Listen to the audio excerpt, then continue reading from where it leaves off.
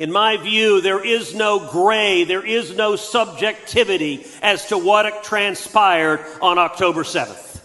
It is a choice between good and evil. It is a choice between civilization and barbarism. And every one of us, every elected official, every pastor, every American, everyone across the globe has a choice to make. With whom do you stand?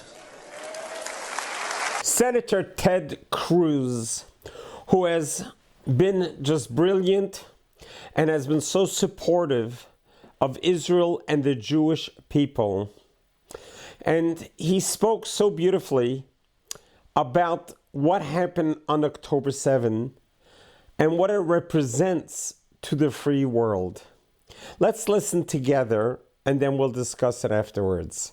Kindly subscribe to our channel. A little bit of light pushes away a lot of darkness. But the second thing I want to talk to you about is victory.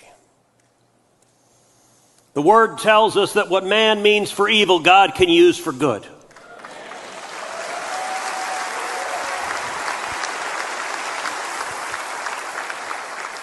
And there was evil that night, raw, unmitigated evil and hate. And yet I'm going to suggest to you that God used it for good in multiple ways. One, as a result of October 7th, the nation of Israel resolved to utterly and completely eliminate Hamas.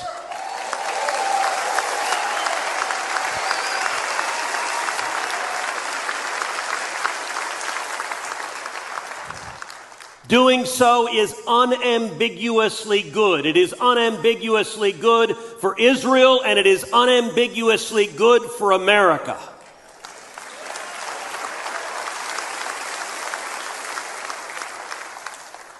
But second, October 7th provided a moment of clarity. Absolute, acute clarity. In my view, there is no gray, there is no subjectivity as to what transpired on October 7th.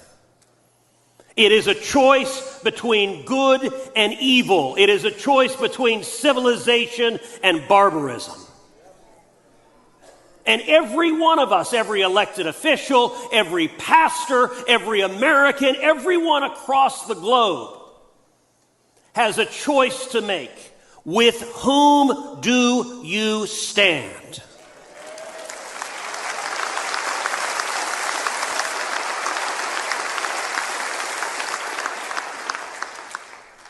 And as for me and my house, we shall stand with Israel.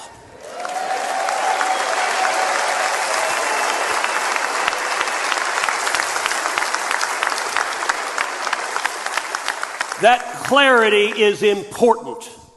That clarity revealed the bilious anti-Semitism within our colleges, within our universities, within the radical left of the Democrat Party. Now note I said the word revealed. I didn't say created. No one with any sense thinks that that hatred was absent on October 6th. All October 7th did was pull down the curtains and make it evident for a lot of people to see. How brilliant and how beautiful was that? What side are you going to be with? And it was abundantly clear on October 7 where there's light and where there's darkness.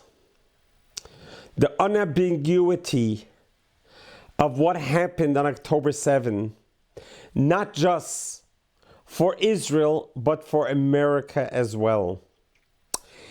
When God created the heavens and the earth, the very first day, what did God do? God created the darkness. And then he realized the world cannot exist in darkness. And he created light. And he separated the two, knowing that darkness may be a creation of itself, but the power of light transforms the darkness into light. And that is when God concludes. When there is chaos, when people don't know the difference between dark and light, we have to remember what God said on the first day of creation. Yehi or. There should be light. Understanding that we are always going to encounter darkness. There was evening, and then there was morning. That is what's considered day one, which represents that when we face darkness in this world, it is our responsibility to be the light. And the light will not only dispel the darkness, it will transform the darkness into light. The name of our YouTube channel that you are watching right now is called A Little Bit of Light.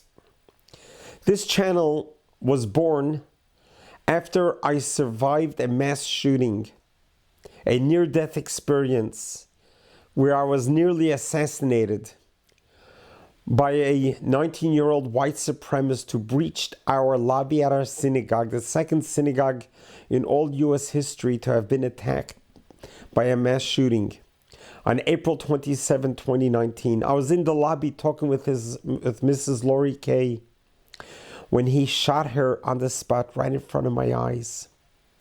I heard children playing behind me, and my priority was to save the children no matter what happens to me. If I get shot, at least I got shot trying to save them.